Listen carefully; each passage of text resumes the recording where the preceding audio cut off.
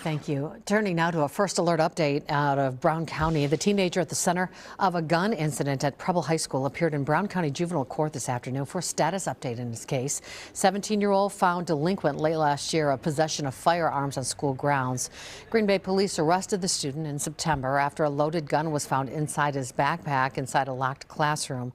The judge and the teen today both noting that there were some, quote, up and down weeks since his placement at the Racine County Youth Development and Care Center. He will remain in the program with the goal of having him complete it and move back home.